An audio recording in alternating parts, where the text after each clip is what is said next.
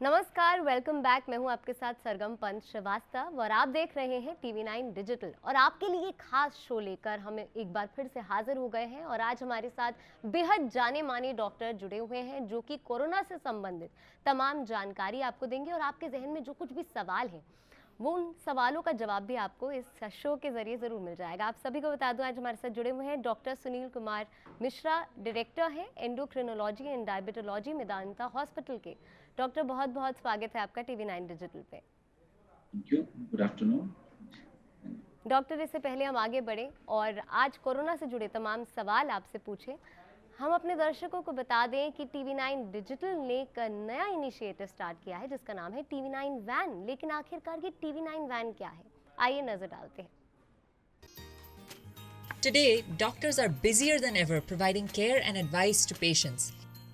And the reality is that an average patient now spends much more time in the waiting room than in the doctor's chamber. With such a captive audience, it's time to put their wait time to good use. Introducing TV9 Waiting Area Network that provides premium patient engagement experience through engaging and informative videos. These videos are created keeping in mind an Indian patient seeking medical attention. TV9 Waiting Area Network provides a perfect platform for educating the patients on everything a doctor's practice has to offer while elevating the doctor's brand at the same time. As a doctor, all you need is to have Wi-Fi at your clinic and we'll take care of the rest. We provide you with a TV, a media player, your clinic profile, and a playlist customized as per your practice. Combine all this with the regular news updates from TV9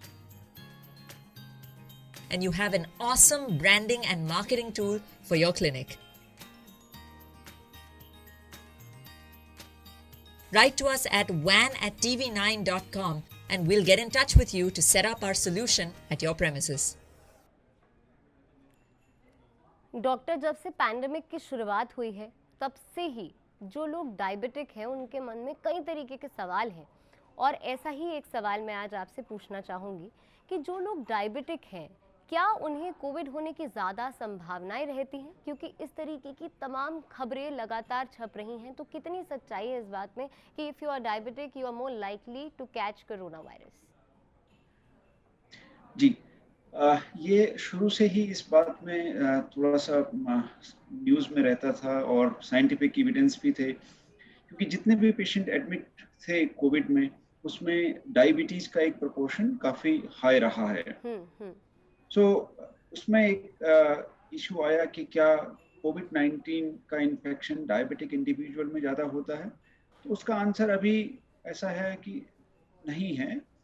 ये कोविड-19 का infection सारे individuals में equal होता है, but कोविड-19 से होने वाले complications diabetic individual में ज़्यादा होते हैं। तो उनमें ज़्यादा जटिलताएँ और ज़्यादा समस्याएँ आती हैं, जिसकी की वजह से ऑब्वियसली वो लोग हॉस्पिटल की तरफ को या हेल्थ केयर एडवाइस लेने के लिए ज़्यादा आएँगे, कंपेयर टू होम केयर या होम आइसोलेशन में वो लोग कम रहेंगे या माइल्ड डिज़ीज़ उनमें कम होगी। इस वजह से एक तरह का स्क्यूड डेटा जो आता है वो ऐसा लगता है कि कोविड-19 का इन्फेक्शन डायबिटीज़ में ज़्यादा हो रहा है। आगे हम बात करेंगे इसके बारे में, शायद कि व्हाई कोविड-19 का इन्फेक्शन से डायबिटीज़ में कॉम्प्लिकेशंस क्यों हो रहे हैं। बिल्कुल थोड़ा-सा डॉक्टर। एक थियोरेटिकली ऐसा भी लगता था कि जो जिस रिसेप्टर पे एंजियोटेंसिन रिसेप्टर 2 जिस पे कि कोविड-19 का वायरस अटैच होता है, जी। उसका डायबिटीज़ वाले इंडिविजुअल में ज़्यादा एक्सप्रेशन होता है, मतलब वो रिसेप्टर ज़्यादा एक्सप्रेस्ड है। सो ऑब्वियसली एक तरह का डेटा लगता है कि ये लोग ज़्यादा इस बीमारी से ग्रसित हो सकते हैं। लेकिन ओवरऑल अभी तक ये कंक्लूजन निकाल सकते हैं कि ऐसा नहीं है, इन्फेक्शन सबको बराबर होता है, बट कॉम्प्लिकेशन डायबिटीज़ में ज़्यादा हो सकते हैं। जी। जी डॉक्टर, अगर ये मान भी लिया जाए कि अगर आप डायबिटिक हैं तो ये ज़रूरी नहीं है कि कोविड का इन्फेक्शन आपको जल्दी हो जाए। लेकिन जैसे आपने कहा कि सिवियरिटी ज़्यादा रहती है और साथ ही में अगर हम देखें कि डेथ का जो रेट है वो डायबिटिक पेशेंट्स में ज़्यादा है, तो यानी घबराने वाली बात है। जिन लोगों को डायबिटीज़ है उन्हें अपना ध्यान ज़्यादा रखने की ज़रूरत है। ये सबसे इम्पोर्टेंट बात है। मेरे ख्याल से सर मैसेज इसी बात पे कंसंट्रेट रहना चाहिए जो आपने बोला जी। कि डायबिटिक वाले पेशेंट को ज़्यादा ध्यान रखना है। इन्फेक्शन बराबर हो रहा है, और जिस हिसाब से इन्फेक्शन हुआ था ऑलमोस्ट शायद ही कोई आदमी अनटच रहा होगा इस करंट सेकेंड वेव में। जी। लेकिन जो कॉम्प्लिकेशन हुए, जिन लोगों को हॉस्पिटलाइजेशन का ज़रूरत हुआ, जिनको हॉस्पिटलाइज होके ऑक्सीजन की रिक्वायरमेंट आई, जिनको वेंटिलेटर की ज़रूरत लगी, जिनको कि हॉस्पिटल में मोर्टेलिटी हुआ, ये सारे प्रोपोर्शन में एक क्लियर डेटा आता है कि ये जो डायबिटिक इंडिविजुअल हैं उनको ज़्यादा हुआ है। सो ऑब्वियसली जो साइंटिफिक एविडेंस है वो उसी बात को अटेस्ट कर रही है कि यस, डायबिटीज वाले पेशेंट्स को कोविड-19 से होने वाले कॉम्प्लिकेशंस ज़्यादा हो रहे हैं। इसलिए हर डायबिटिक इंडिविजुअल को पूरी तरह से सतर्क रहना चाहिए। डॉक्टर, अगर कॉम्प्लिकेशंस की बात करें तो टाइप ए और टाइप बी डायबिटीज़ की अगर हम बात करें तो क्या इन दोनों के लिए ट्रेंड्स अलग है कॉम्प्लिकेशंस के नज़रिए से अगर हम बात करें तो? जी। सो पहला सवाल ये आता है कि फिर अभी हमने बोल तो दिया कि डायबिटीज को, और साइंटिफिक डेटा भी आ रहा है तो उसको भी इग्नोर नहीं कर सकते हैं कि डायबिटीज इंडिविजुअल्स में कॉम्प्लिकेशंस ज़्यादा हो रहे हैं। तो उसका रीजन क्या है? तो एक रीजन ये है कि हाई शुगर अपने आप में किसी भी हॉस्पिटलाइज पेशेंट में कॉम्प्लिकेशन के रेट को बढ़ा देती है। तो ये पुराना डेटा है, hospitalise patient with new onset diabetes या न्यू ऑनसेट हाई शुगर या अनकंट्रोल्ड डायबिटीज हमेशा कॉम्प्लिकेशन ड्यूरिंग हॉस्पिटलाइजेशन या आउटकम्स खराब रहते हैं। पहली चीज ये है। सेकंड, इस बीमारी में ये भी देखा गया है जो मेजर प्रॉब्लम रही है वो वेस्कुलर कॉम्प्लिकेशंस रहे हैं कोविड-19 के बीमारी में।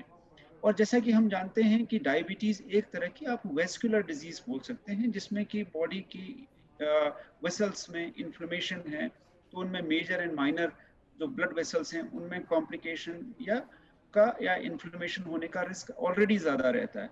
इस वायरस के द्वारा उन कॉम्प्लिकेशंस को फर्दर ऑगमेंट मतलब फर्दर बढ़ जाती है, जिसकी की वजह से ड्यूरिंग कोविड-19 इस तरह के कॉम्प्लिकेशन प्रोबेबली नोट किए गए हैं। थर्ड जो पॉइंट आपने बताया है कि किन डायबिटिक इंडिविजुअल में ये कॉम्प्लिकेशंस ज़्यादा हुए हैं, तो एक चीज़ देखा गया है कि जिन लोगों की शुगर कंट्रोल नहीं थी, नियंत्रित नहीं थी, उन लोगों में कॉम्प्लिकेशन ज़्यादा देखे गए हैं कंपैरिजन टू बनिस्बत की जिन लोगों की शुगर पहले से कंट्रोल रही है। तो एक बेहतर शुगर कंट्रोल लेके अगर हम चल रहे हैं तो हम कॉम्प्लिकेशंस को, इन जटिलताओं को जिसमें कि हॉस्पिटलाइजेशन है, वेंटिलेटर की रिक्वायरमेंट है और या पुअर आउटकम है, उसको बचा सकते हैं।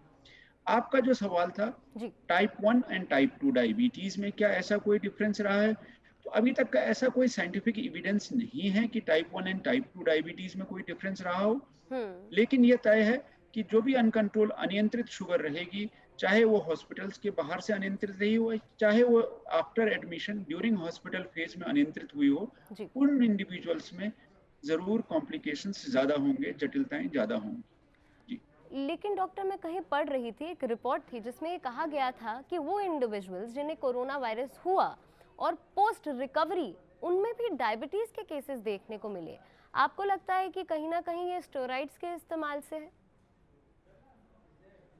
जी, दो चीज इसमें मैं बोलना चाहूंगा।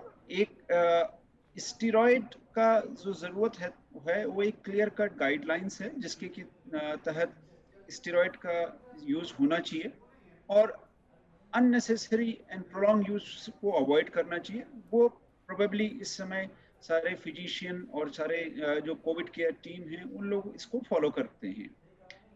अब ड्यूरिंग स्टेरॉइड इनटेक अगर शुगर बढ़ती है तो ऑब्वियसली, और पहले से शुगर नहीं रही है और स्टेरॉइड बंद करने के बाद शुगर नॉर्मल होती है, तो हम कह सकते हैं कि वो स्ट्रेस इंड्यूस या स्टेरॉइड इंड्यूस हाइपरग्लाइसीमिया रहा होगा या हाई शुगर रही होगी।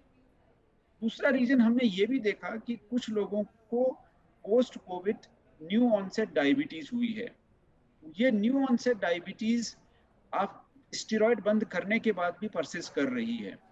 इसका एक कारण ये समझ में आता है कि ये जो कोविड वायरस है, ये वायरस पैंक्रियाटिक बीटा सेल्स जो कि इंसुलिन सिक्रीट करने वाली सेल्स हैं, उन पे भी अटैच होकर उनको भी डैमेज करता है, क्योंकि ये रिसेप्टर, एस रिसेप्टर वहाँ भी मौजूद हैं, क्योंकि बॉडी में हर ऑलमोस्ट एवरी ऑर्गन्स में मौजूद है। तो ये वायरस उन रिसेप्टर में अटैच होकर इजीली इंसुलिन सिक्रीटिंग सेल को भी डैमेज करके न्यू ऑनसेट डायबिटीज का डेवलपमेंट करता है। एक ऐसा थियरी और एक ऐसा पोस्टुलेट दिया गया है। जी जी डॉक्टर, ये तो इसकी बात हो गई। साथ ही में अगर ब्लैक फंगस की हम बात करें तो कई ऐसे रिपोर्ट्स हैं जो कि ब्लैक फंगस को भी डायबिटीज से जोड़कर देख रही है, यानी वो लोग जो डायबिटिक थे जिन्हें कोरोना वायरस हुआ, बाद में ऐसे पेशेंट्स में ब्लैक फंगस के भी केसेस देखने को मिले हैं। ये एक बिल्कुल एक नए तरह का एपिडेमिक ब्लैक फंगस जी। का हमने देखने को मिला इस समय। हमारी स्पेशलिटी में इंडेक्नोलॉजी में डायबिटीज में हम लोग ब्लैक फंगस या म्यूकोरमाइकोसिस जरूर देखते थे, बट इस प्रोपोर्शन में हमने कभी भी म्यूकोरमाइकोसिस को नहीं देखा। इतनी हम साल में 2 से लेके 5 तक एक म्यूकोरमाइकोसिस के केस आते थे, और इंडिविजुअल्स जैसे अनकंट्रोल टाइप 1 डायबिटीज है या टाइप 2 डायबिटीज है, पेंक्रेटिक डायबिटीज है, जो लोग अनकंट्रोल अनियंत्रित शुगर के साथ वेरी हाई HbA1c लेके इस बीमारी के साथ में आते थे। जी। लेकिन इस बार जो देखा गया कोविड-19 के इन्फेक्शन में एक तरह से नया एक एपिडेमिक आ गया म्यूकोरमाइकोसिस का। अब उसका कारण क्या है? उसके 2-3 कारण जो फेस वैल्यू पे लगते हैं। पहला तो ये कि भाई कि आप ड्यूरिंग स्टेरॉइड शुगर बढ़ी, एक हो सकता है। सेकंड, जो होस्ट इम्यून रिस्पॉन्स है, बॉडी का जो इम्यून सिस्टम है जो कि इन इन्फेक्शन से लड़ता है, इस फंगस को नलीफाई करता है, इसको हटाता है हमारी बॉडी से, वो वीक होता है। थर्ड, प्रोबेबली कुछ ना कुछ इस वायरस में है कि जो कि इस तरह के इन्फेक्शन को प्रमोट करता है, जिसकी की वजह से इस तरह का एक वायरस म्यूकोरमाइकोसिस प्रोबेबली बॉडी में ग्रो करने लग जाता है और ये प्रॉब्लम आती है। इसके अलावा और चीज़ हैं जिसमें कि आयरन लेवल है, फेरेटिन है और कुछ मेडिसिन हैं जो कि प्रमोट कर सकती हैं।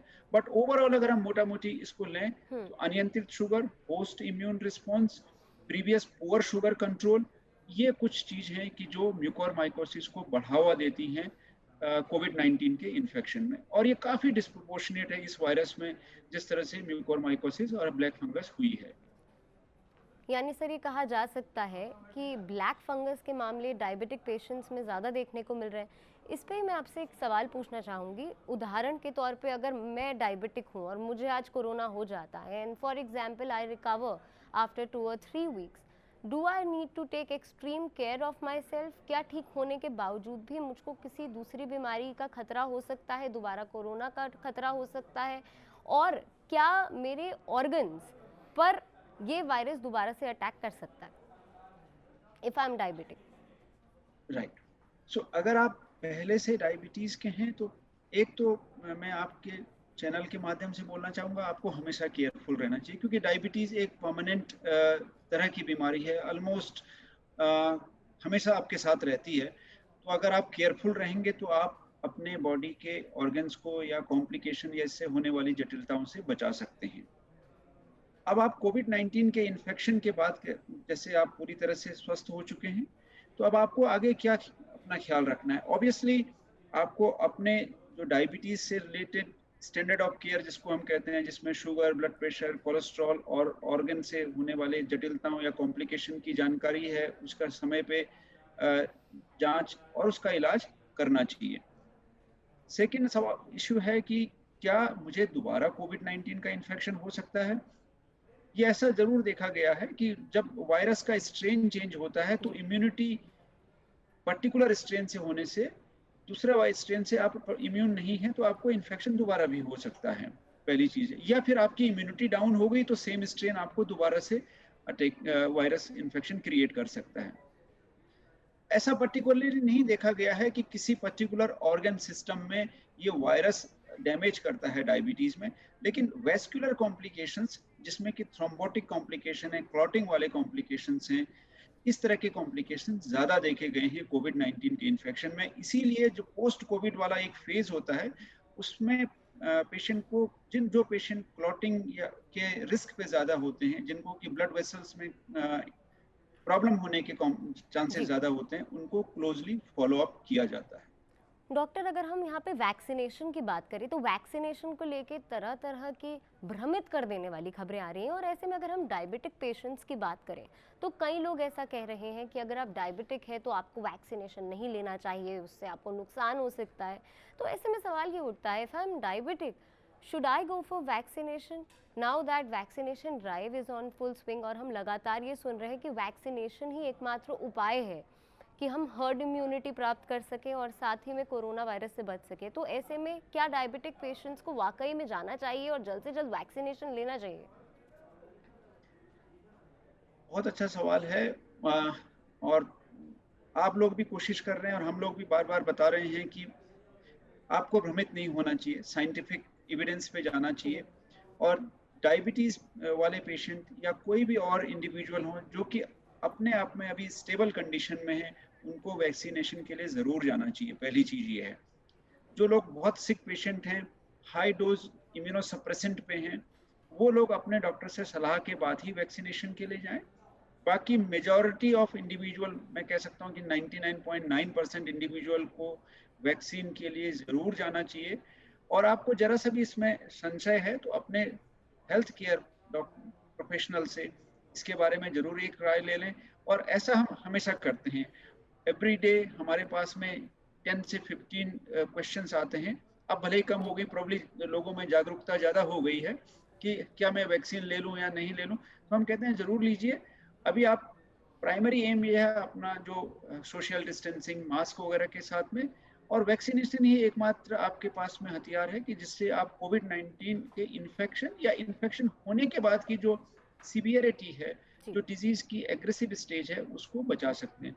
ज़रूर जाएँ, तरह-तरह की खबरों को दरकिनार करें और एक प्रोफेशनल ओपिनियन लें अगर ज़रा सा भी आपको डाउट है।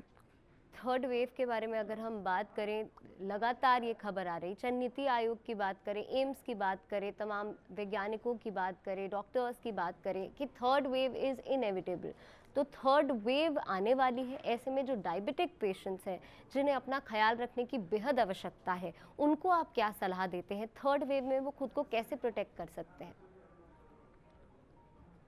ये बहुत बड़ा सवाल है और शायद ही किसी के पास डायरेक्ट आंसर होगा इसका। बट मेरा एक चीज़ है जो मैं खुद भी मैं महसूस करता हूँ, जी। सेकेंड वेव को न भूलें। जो त्रासदी हमने सेकेंड वेव में देखी है, ऐसे शायद हमने अपनी मेडिकल प्रोफेशन की ज़िंदगी में, इवन जो हमारे सीनियर हैं, बहुत सीनियर लोग हैं, टीचर्स हैं, उन लोगों ने भी इस तरह की त्रासदी अपने जीवन में कभी नहीं देखी थी। It was a share helplessness for the people, क्योंकि हम इतने साथ एक साथ जब लोग बीमार पड़ जाएंगे तो कोई भी हेल्थ केयर सिस्टम आपको हैंडल नहीं कर सकता है। Need for hospitalisation, need for oxygenation, need for ventilation, इतना ज़्यादा हेल्थ केयर को प्रोवाइड करना एक साथ बहुत मुश्किल है।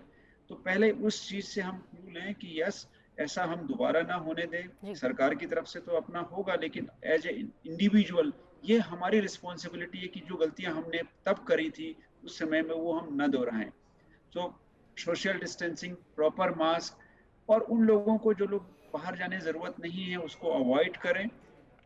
इसके अलावा जब भी बाहर निकलें तो क्लोज गैदरिंग को अवॉइड करें, प्रॉपर मास्क पहने। मास्क अक्सर लोगों ने देखे हैं कि वो लोग प्रॉपर लगाते हैं लेकिन वो प्रॉपर नहीं होते हैं, तो ये सही नहीं है। इसके लिए आप खुद, परिवार और समाज को रिस्क पे डाल रहे हैं। एंड फाइनली, जैसा कि आपने बताया कि वैक्सीनेशन एक सशक्त हथियार है इस कोविड-19 के इन्फेक्शन से डील करने के लिए, तो वैक्सीनेशन ज़रूर करें। और जैसा मैंने बताया, दोबारा से मैं रिपीट कर रहा हूँ, जो गलतियाँ हमने सेकेंड वेव के दौरान देखी हैं, उसको हम रिपीट नहीं करें।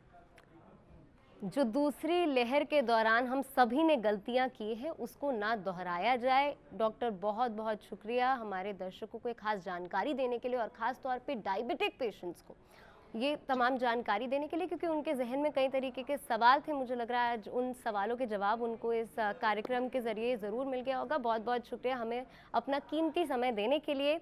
तो आज के लिए बस इतना ही, लेकिन आप सभी को बता दूं कि TV9 डिजिटल ने एक खास इनिशिएटिव की शुरुआत की है, जिसके बारे में मैंने आपको पहले भी बताया था। इसका नाम है TV9 वैन। TV9 वैन है वेटिंग एरिया नेटवर्क के लिए पेशेंट एजुकेशनल वीडियोज़, जिससे आपको लाभ पहुंचेगा, और यही TV9 डिजिटल की इस मुहिम का उद्देश्य भी है। साथ ही में आज के लिए बस इतना ही। देश और दुनिया की तमाम बड़ी खबरों के लिए और इस तरीके की तमाम वीडियोस के लिए जुड़े रहिए TV9 डिजिटल के साथ।